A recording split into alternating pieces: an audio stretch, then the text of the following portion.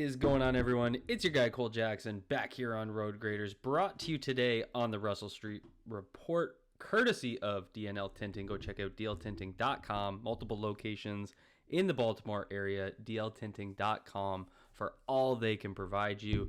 And we are going to be turning the page today. It's Thursday. That means we're going to start getting ready for the Las Vegas Raiders. And I want to start with what I think is one of the key matchups in this game, taking a look at how this Ravens offensive line, one that proved to be inexperienced, and how they're going to deal with some of what they're going to see from the Raiders. It's going to look completely different than what the Chiefs did last week, and I think it's going to pose different challenges, but some unique ones that have given me some concern. So let's dive right into it. Obviously, we're going to be focusing a lot on MAXX Crosby, but also quite a bit on just what this scheme does and what, the defense is aiming to do. So basically what we're going to be looking at is some of the delayed pressure looks, where they're going to use a lot of delayed blitzers. They're going to use a lot of sneakers at the line at the last minute. So, focus here is on 39 Nate Hobbs. The Chargers come out in 12 personnel. They got their two tight ends on the wide side of the field, and you see Hobbs kind of sneaking around. So that's their nickel. So they kept their nickel in against 12, and they're going to end up bringing him on a blitz. So when we run it through here, you see they end up bringing that six-man pressure, and they're playing man coverage in behind. Now, this results in a sack. I think this was just a really bad play by Justin Herbert, because the linebacker, Robert Spillane, is going to be on J.K. Dobbins, who's going to swing out, and he looks pretty open. So as soon as that six-man pressure look comes, Spillane, pretty big gap to Dobbins here. I'm not sure why the check down wasn't thrown. I don't know if it's because the hands are up there from the edge player, but I would have been just, as soon as and even if you look at the angle, Spillane comes downhill then out. You can see right there. So, little lob pass. Anyway, doesn't matter, but it's really what the Raiders are doing and what their strategy is. So they're going to show a five-man down line, and then they're going to creep up. And by creeping up, and this is where I'm worried about with what the Ravens are going to do, it's going to influence the protection, and that's going to create free rush opportunities. It's what Mike McDonald did with Baltimore last year over and over again. So it's just, I want to take a look at a few of these plays where they're going to do the same thing, because the Raiders did it pretty often. So they're going to start here.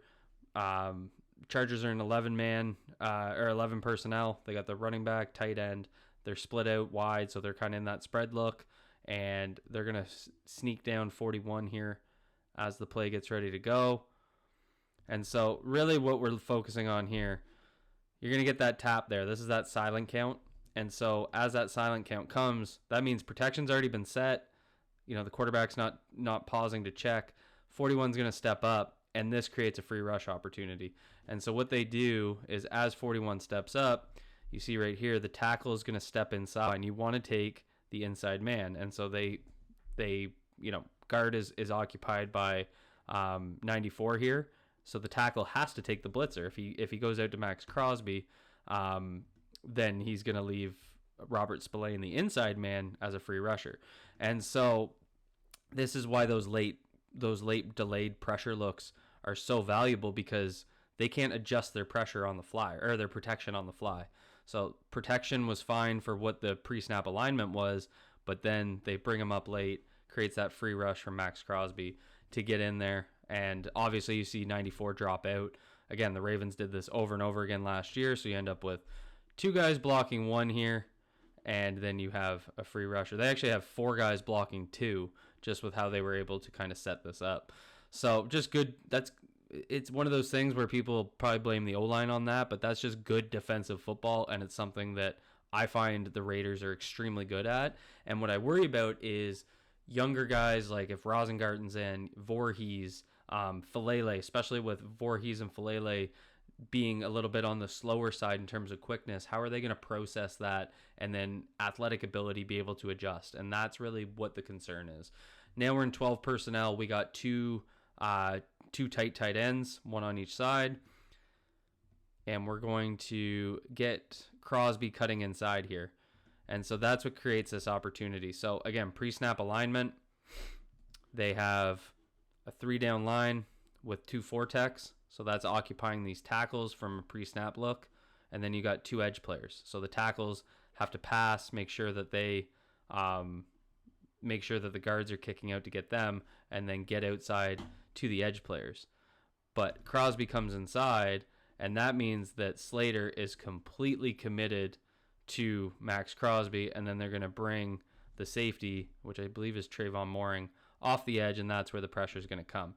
Obviously, they kind of run a twist here where Crosby's going to jump inside, and they're going to twist around here. We're going to talk about twists a little bit more specifically later here.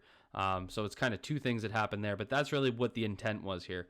Max Crosby's going to play selfless football, attack inside here, and then create that opportunity for Trayvon Mooring. So again, that the way they're using their pressure is manipulating the protection, and there's really not a whole lot the protection can do. Again, this is what the Ravens did so well last year. We're back in that 11-man or 11 personnel look in a spread, and we're going to get Spillane walking up late here. So you see he's going to walk up late on the left side, number 41, and as he does, and then both linebackers are going to come. Now, this is going to be that bailout technique that the Dolphins ran on the Ravens in that Thursday night football game. So just to kind of walk through what this is. So they're going to end up bringing what looks like a 6-man protection, and essentially the rule is whatever side the center slides to, they're going to drop out. And because what they want to do is they want to split this offensive line in half, where they have 3 going one way, 2 going the other, but then they have 3v2 here and 3v3 here, but they want to also maintain some coverage in the middle of the field. So as the center slides, you see 69 who's rushing upfield. As soon as he sees him coming, Spillane sees it too. They drop into the middle of the field, and that takes away that middle of the field check down.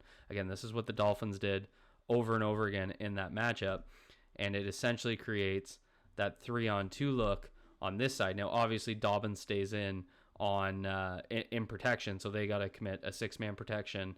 But you end up here, we have a double team, we have someone blocking no one, and we have 2 guys spilling out. So it turns into a 4-man rush, but we don't have multiple double teams.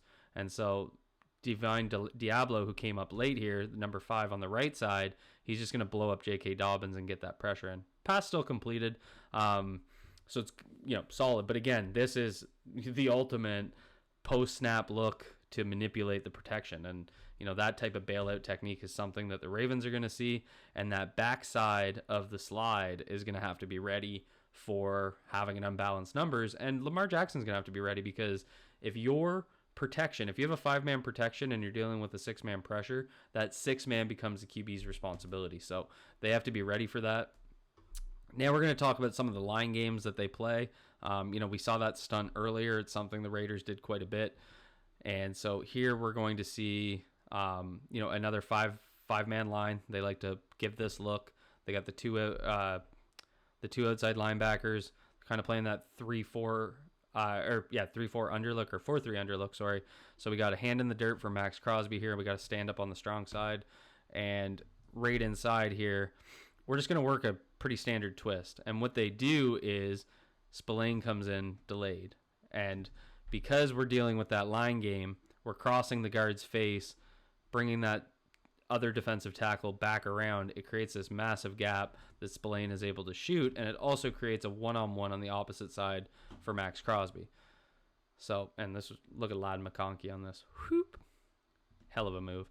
But again, this is where they're going to create opportunities with the pressure look and a delayed blitz, and Spillane's going to get up there, get his hands up. Just a good play by Herbert, and a hell of a play by McConkey to take advantage. But again, we're seeing these stack, right? We're seeing these opportunities stack. Now we have a 4-down line with Diablo up there stressing the left, or their right side B gap. And what's going to happen is defensive tackle is going to work up. He's kind of a 4-eye technique here. So he's going to attack that outside shoulder, and then Max Crosby is going to twist behind him. So he's going to work upfield, and Crosby's going to come in. Again, dump off. Dobbins catches it. But again, just these types of line games, and this is exactly what I'm worried about. This is, I believe, Zion Johnson. So he commits to the 4-tech who's cutting inside and just isn't able to come off quick enough, and Max Crosby just gets a free run at Justin Herbert. So you picture Voorhees, you picture Falele and kind of what we've seen in terms of their quickness. So what they need to do, it's not so much about their athletic ability, it's about their processing. So they're going to have to be ready for these line games, these pre-snap, post-snap games that they're playing. That's the type of play that just really worries me. And then obviously you got MAXX Crosby, who's just going to go out there and do things like this. Just a hell of a pass rush effort to get around. So he's going to actually come out and he's going to hit right there. You see that? Well, let me go back. Watch his right hand. He's going to flash a ghost hand. And what that does is it baits the hands to come up. So he's going to hit that ghost hand, and then Joe Alt's going to shoot his hands, and he's going to do a double hand swipe and then bend the edge. Ball comes out. But, you know, this is the type of, you know, pass rush arsenal that he has. He's just a hell of a player. You know, true all-pro type guy. And then this is what you have to do in play action against a guy like MAXX Crosby. So they're going to keep a tight end and the backside, and they're going to pull another tight end to double. So this is obviously a predetermined play because usually you're pulling to this gap, right? And we get Nate Hobbs coming in late. His eyes are completely dedicated to Crosby. I think this was all part of kind of their plan. So they're going to get that double, and Hobbs is going to come in for the QB hit because that's just the type of attention that he demands. So, you know, that's kind of what I'm seeing from this Raiders pass rush. It's a really solid defense. They have, I think they're underrated because the offense has been so bad. And so the Ravens are going to have their, you know, their work cut out for them, especially on the offensive line. It's a great opportunity for these young guys, these young guards specifically, to step up to the plate and have a good game. So I'm really looking forward to watching it. If you guys enjoyed this breakdown, if you guys learned something, hit that like button, hit subscribe if you're new here, drop a comment down below, let me know what you guys think. That's all I have for you guys. Be good to yourselves, be good to each other. Peace out, everyone.